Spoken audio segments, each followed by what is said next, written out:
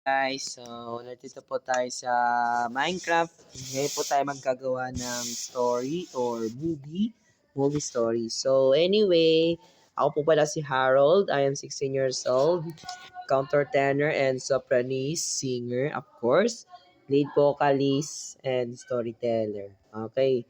So doon po so paalala ko po sa inyo, ay makinig po kayo sa kwento. Sa kinikwento ko. Okay. So, ito pong film na ito ay My Father, Myself. Ito pa yung pinifilm sa Minalin, Pampanga.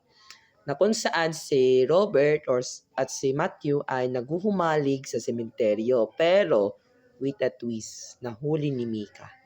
Na ang sinasabi niya kay Matthew, I can't believe it that you're having an affair with my boyfriend, my father.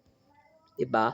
Si Robert ay isang tatay na kung saan nagkakaroon siya ng affair kay Matthew.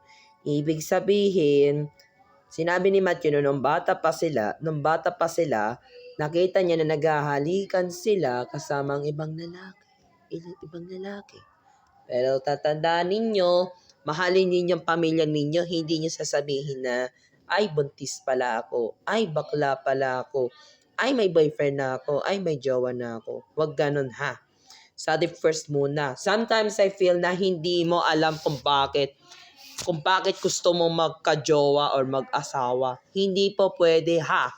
Please study first before your life was getting worse or is getting worse. Okay?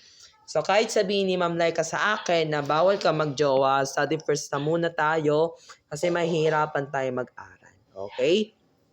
So doon sa My Father, Myself, tatandaan ninyo, wag na wag po tayong makipag-away or wag na natin ilihim pa sa iba. Wag na natin sabihin na, ay ililihim ko na to sa iba. Ay wag ganun. Wag po ganun guys. So kaya wag po ganun ha, pasuyo. Sorry, medyo ako'y pause na eh. Pause na ako. Ay papansin. Okay. So anyway, proceed tayo sa kwento. So proceed tayo, alam niyo naman na kung nag-film sila sa Minalin, Pampanga. Okay. So si Jay Cuenca, si Sean De Guzman, si Tiffany Gray, and Dimples Romana ay makakapamilya sa isang bubong sa bahay nila sa Minalin, Pampanga.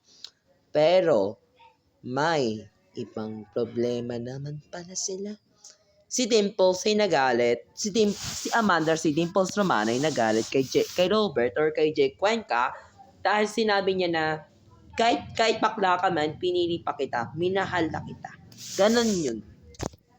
Tanggapin niyo yung pagiging bakla ka. Tanggapin niyo yung pagiging tomboy ka. Tanggapin mo yung pagiging transgender, trans woman, trans men. Huwag ninyong husgahan. Okay?